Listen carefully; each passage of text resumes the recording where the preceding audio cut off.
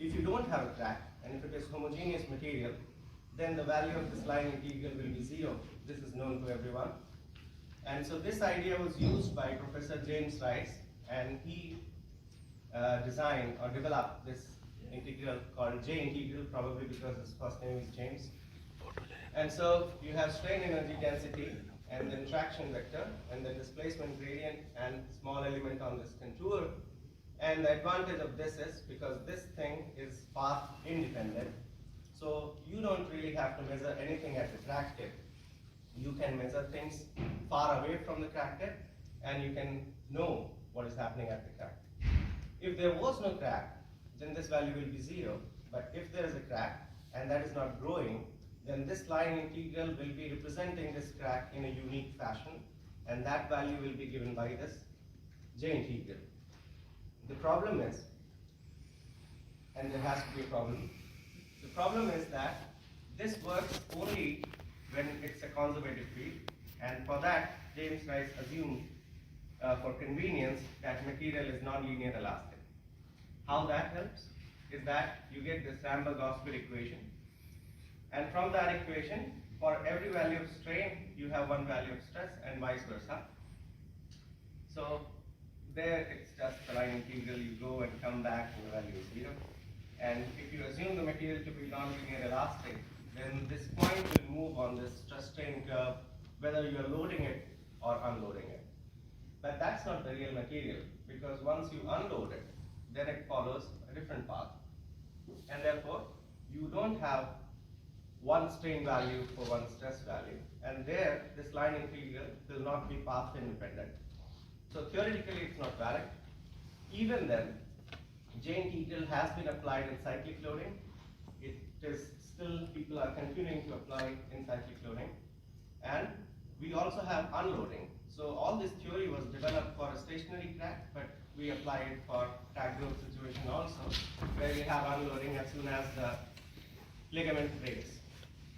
So then we come to creep. And people were working, and so we all have been working in metallic materials for a very long time, and now we have a lot of different types of materials, polymers, biomaterials, ceramics, this and that.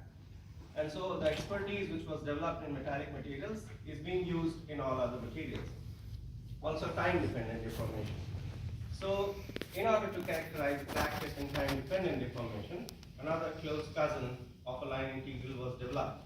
And this was developed by Landis and Begley, Nickman, Webster, Turner, and a lot of people at the same time. The idea began from Hoff's analogy. Hoff said that you can have this kind of line integral when you have a relation of stress versus strain, which gives you one value for another value. So what happens in creep when you are in secondary state is that you have another relation where strain rate is only a function of stress. And when that happens, you can define another integral, which is similar to J integral, and you replace some terms with the rate terms.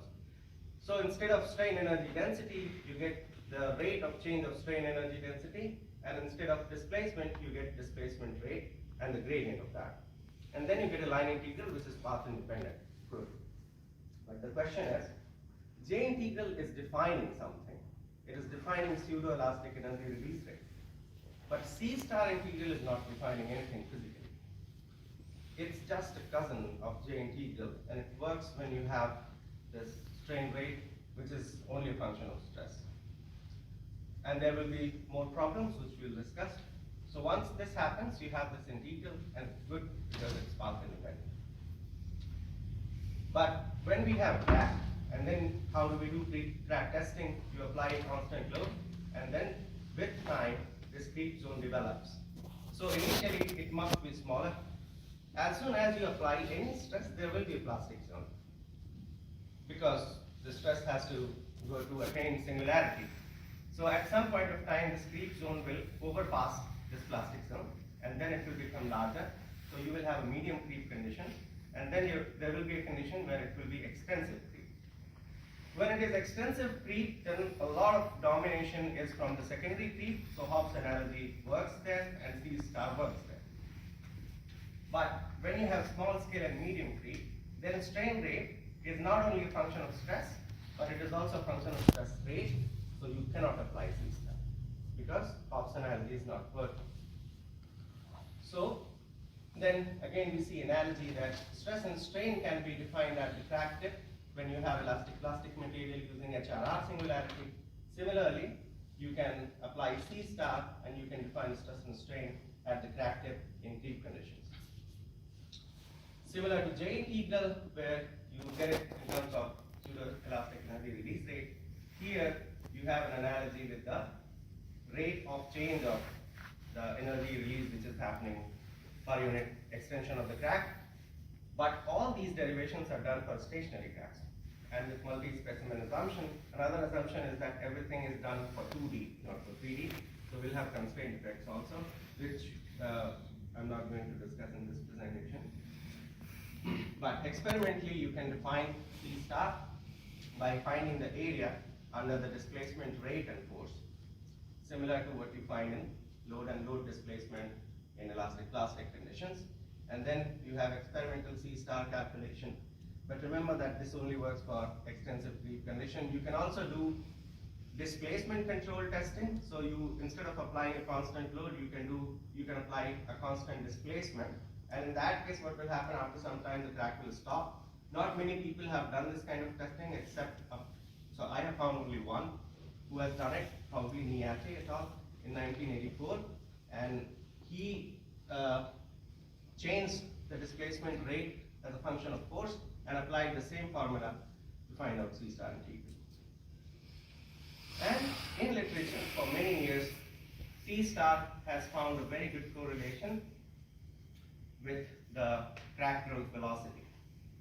So C star increases with crack growth velocity at different temperatures, and it follows similar relation on a log-log plot. But it's a function of the value of n which you have in the Norton's power law. So it depends on the accuracy, how better you get power law, and then we are ignoring the effect of primary creep and we are ignoring the effect of tertiary creep. You have to remember that when you have a crack, all primary, secondary, tertiary creeps are happening simultaneously because you have a stress gradient. So at closer to the tip, you have very high stress, so tertiary creep is happening away from the grip secondary, and as you go away, primary, and then elastic load.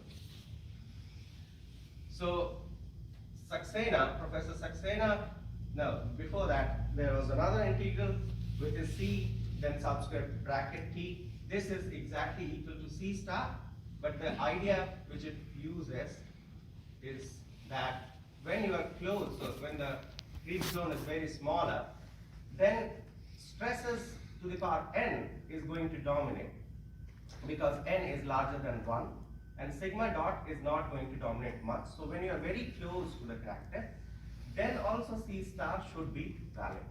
So that's another definition of C star, which is very close to the crack tip, and it finds a correlation with the J integral, although you cannot calculate it experimentally, and it doesn't work in the medium scale. It's a theoretical concept. You can calculate it numerically though. But numerically C star and C subscript T will be same. There is another integral CT which is given by Saxena, and this works well for experiment, also in small scale creep and also in extensive creep, medium scale creep.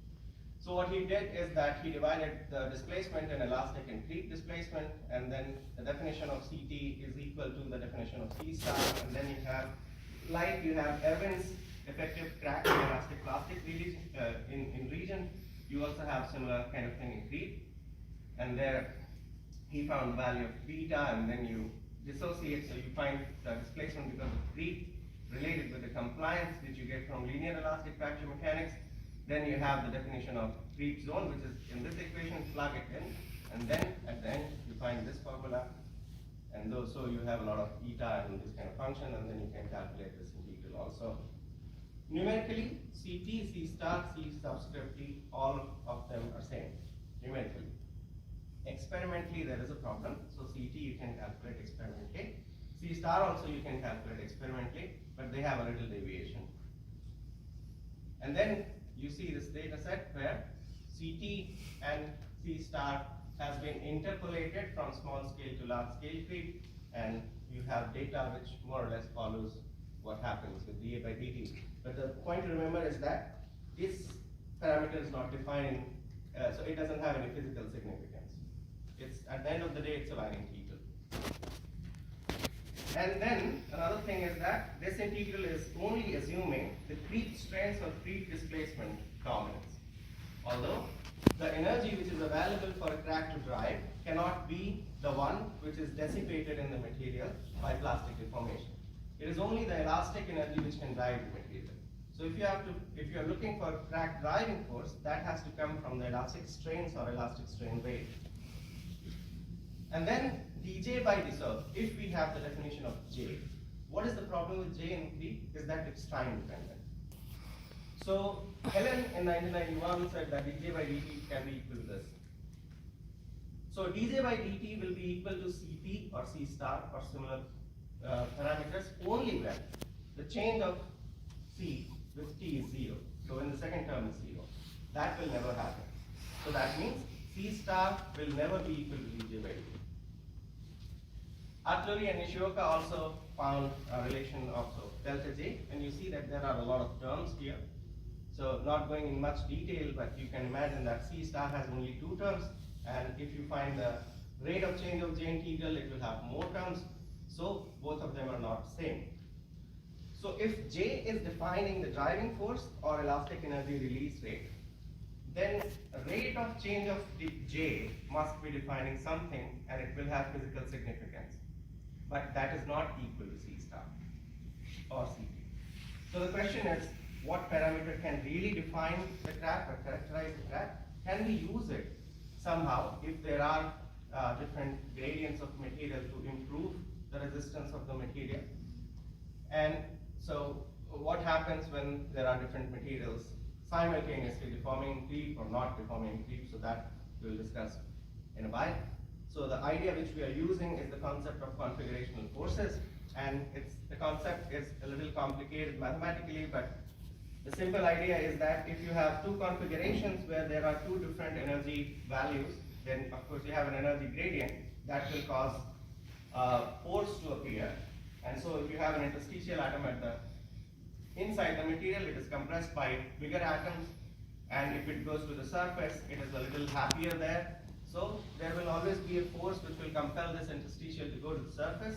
Whether or not it will go to the surface depends on the path and the resistance offered by the material. So we use this idea to calculate config forces, and C is called configurational stress tensor. It is also the SLV's energy momentum tensor. And so you see that this is very similar to the definition of J integral, and so first term is same, then we have deformation gradient transpose and first Viola-Kazov stress. If you take the divergence of that, you get a force. So you can imagine this, a force, which is saying that whatever energy you are supplying, if that is consumed and there is no inhomogeneity in the material, then there will be no force. And if that doesn't happen, then there will be a force. And we calculate that force, and then we sum it up. We project it in the expected crack growth direction, and that's how we get a J integral. So in this equation, if we imagine that the strain energy density is counting for all the type of deformation, so elastic, plastic, creep, then it becomes equal to what James Rice has given. Because then we are imagining the material to be non-linear elastic. We are saying that whatever energy is going in is stored and available. But if you only count strain energy density because of elastic energy, so elastic strain, then that would define the true crack driving force, because elastic energy is only available which can drive it. So we have 2 definitions of config forces. One is nonlinear elastic, one is elastic plastic creep. And based on these 2 definitions, if we can calculate J integrals, so we'll have 2 J integrals. One will be equal to James Rice, another will not be equal to that, but that will be defining something. So this is how we calculate config forces in finite element analysis by doing the post-processing using the formula which I showed you in the earlier slide. And also these config forces, when you have strain energy only considering the elastic strain energy, then it is a function of the gradient of the eigenstrain. This eigenstrain can be plastic strain, it can be creep strain, it can be thermal strain, it can be anything which is not elastic. And then, if you take contour around the crack tip and the deformation zone, it will show a path independence. As long as the contour is outside the deformation zone. Okay? If it is inside the deformation zone, then you know that it's a function of the gradient of the eigenstrain, and therefore it is going to depend where you are. But this also is telling you about some reality, because crack cannot grow by losing its deformation zone behind. You will have plastic weight or heat weight, of course, but crack will always grow with its own plastic zone. So there is an active plastic zone which is growing with it. So crack cannot be defined just by the tip. You also have to take the deformation zone in it. This gives an advantage, also a disadvantage, because when we have extensive creep condition, we cannot define a contour, because the contour will then go outside the sample. So now coming to the work which I have submitted here is a numerical experiment. So a lot of time we have dissimilar metal weld and they are not so regular. So a hypothetical situation can be that you have straight interfaces. So you have base material 1, base material 2, weld zone and heat affected zone. And all of them are deforming differently. Some of them are creeping with a high creep exponent, some of them are creeping with a low creep exponent. So these are the material parameters which are available from the literature, and then you see that in this case and in this case there is a difference, because the base material 2 here is creeping, but here it is not creeping because of the two different models. So we have modeled in 3 different ways. One, we have kept only base 1 throughout the sample. Second case is we have kept base 1 and weld zone and base 1. So BM1, weld zone and BM1. So you can imagine that there is an interlayer of weld zone and in a matrix of base material 1. The third situation is the one which will be real. So you will have base 1, weld zone, heat affected zone, and base weld. So base metal 2 also. So all of them together. So then we model it. So but before that, we have also done some experiments, numerical experiments.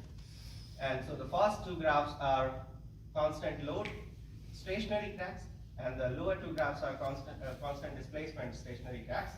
And then you see the plots of J integral, which is increasing. In the displacement control test, the J integral is decreasing, which will eventually arrest the crack. That is okay, that is expected. And then you see for different contour sizes the value of C star, and C star shows path dependence in small scale creep region, but as soon as the time goes larger, there is extension creeps, and then all of them are converging. And then dJ by dt we have calculated using only elastic strain energy density, and you see the dotted line, which is closer to the C star, but it has to be different from C star because it is not defining C star, it is defining something else. So this I have already explained. So we have applied a load of 3.5 kilonewton, these are the dimensions. And then these are the situations. So if you have homogeneous material, this is how the creep zone will look like. If you have base metal and weld zone and heat affected zone and base metal 2, then this is how it looks like. If you have base metal, so you see you can compare this one and this one. So base metal creep zone is extended throughout the ligament, but here there is a discontinuity because of the weld zone interlayer. This is going to affect the crack tip, because whatever energy you are supplying is not reaching the crack tip. Somebody is eating in between. So either you are going to have more energy available to the crack tip or less energy available to the crack tip, and that means either the crack will stop growing, it will have a lower tendency to grow, so dA by dt will decrease, or it will have a higher tendency to grow, so it will be attracted toward the interface. And so this is the situation for homogeneous material. So here you have dJ by dt based on the elastic strain energy density only, and then you have nonlinear elastic dJ by dt, and this is the CT integral. All of them are path independent, all of them are same for different contour levels. And then now we place weld zone in base metal, and for the same crack tip location, they all get disturbed now because of the influence of the weld zone which is there, and that is deforming differently. So we have plotted the value of dJ by dt for different contours, and all of them are giving the different values. So it's not path independent. And when you put all of them together, then it becomes a little bit chaotic here. But we'll see at the end what happens. So here again, it's the same thing, but then how do we define the effect of the interfaces of differently deforming material on J integral? In elastic plastic material, what we do is we plot the J integral, which is close to the crack tip, and the far field J integral, and then that has to be a value of 1 if it is path independent, and that changes, so we can say that whether it is attracted or repelled by the interface. But in this case, I have plotted dJ by dt at the tip and dJ by dt, which is at the far field. So what is the influence at the tip because of the presence of differently deforming material? And you see that when you have weld zone only, then the crack growth velocity is going to decrease. It is going to suppress. It is going to be retarded, going to be very slow. That effect is a little bit increased, so but it's still lower than if you have homogeneous material. So this is going to retard the crack growth in the direction, so in the x1 direction, so expected crack growth direction. That doesn't mean that crack will get arrested. It could also mean that it will get deflected in some other direction, but because the hypothetical situation is that the interfaces are perpendicular, it is not going to get deflected. It is going to get arrested, but if you have an orientation of the interface, then the crack will be deflected in certain direction. So a little bit about another work which we have recently published, the rate of change of J integral in peak fatigue condition. I will not tell you much about it, but we have done it also for the peak fatigue condition. You have a lot of scatter in the data set, and there are two ways of defining. So in this case, instead of CT, we have average value of CT integral. And there are two cases in creep fatigue condition. One case is when the creep zone is larger than the plastic zone, and another case is when you have plastic zone, so cyclic plastic zone is larger than the creep zone. And in those two situations, you see that in every cycle of loading, C integral changes its value in the first situation and doesn't change the value in the second situation. So you have two different definitions of finding out the average value, and then it is plotted against dA by dN, which comes from the fatigue. dA by dN has two components. One is coming because of the creep, one is coming because of, so this is because of the creep, this is because of the cyclic loading. The one you get from the cyclic loading follows Paris law, and the one you get from the creep loading follows the whole period time which is there in the creep. You multiply that with the crack growth velocity and you get dA by dN. So how much crack growth is happening per unit cycle. And so we did the simulation using node release technique. You can apply any other damage model, it doesn't matter. And then you have, so this is crack opening displacement, and of course this is just to explain that what happens is that the force which opens up the crack changes in the initial few cycles, and then it gets saturated after a certain number of cycles. So that we compared with Ramirez. So these are the literature data from the Ramirez, who has done similar modeling, and then our modeling is also joining the same trend. And then here you see the plot for, forget about non-linear elastic because that is not defining anything. So look at the dotted red line, which is representing the dJ by dt at 10 millimeter and dJ by dt at far field integral, and then CT at far field integral, and both of them ought to have a difference because both of them has a difference in definition. But dJ by dt is really, in true sense, is defining the rate of change of crack driving force because it is only counting elastic energy density, elastic strain energy density. And another advantage is that configurational force concept does not assume anything about the material's constitutive equation. So it doesn't assume that material is non-linear elastic or what. So you can apply this concept in fatigue, in creep, to the material with the ceramic, polymer, biomaterial. It has been applied to biomaterial. These kind of tests has been done on A4 size paper and biosponge, and of course in metallic material. So on this plot we show dJ by dt, CT average value. Forget about non-linear elastic, that is somewhere else.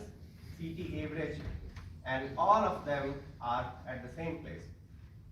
So dJ by dt matches with CT integral in long term, but in short term it doesn't.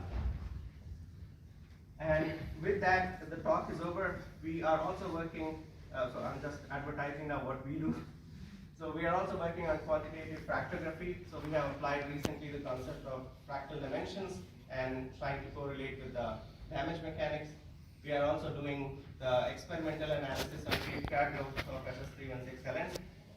And we are also measuring how the crack is deflected when you have holes ahead of the crack tip. So one hole, two hole, and then you have symmetrical and non-symmetrical holes, and how you can use this to improve.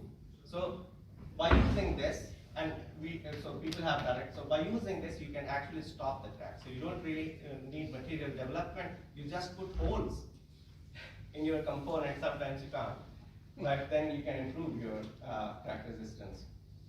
And then not only holes, you can put another material, a very thin interlayer. So for example, you have a material, you want to make it biodegradable. Okay? So just put some wood particles in it, and it will become 10%, 20% biodegradable. It will also stop the crack. And so lastly, I would like to talk about a conference which we are having in this December at our institute. And I explained a lot what Professor Saxena has given to the deep crack growth community. So he will be appearing online. But Matt Kramer from Haynes will be coming in person. And then we have Professor Per Stale from Sweden and a lot of other people. There is a special discount for students. And so the fee of registration is only $100 if you register before June. So that will be lesser than £100. And with that, I thank you very much, and I will be happy to answer any questions.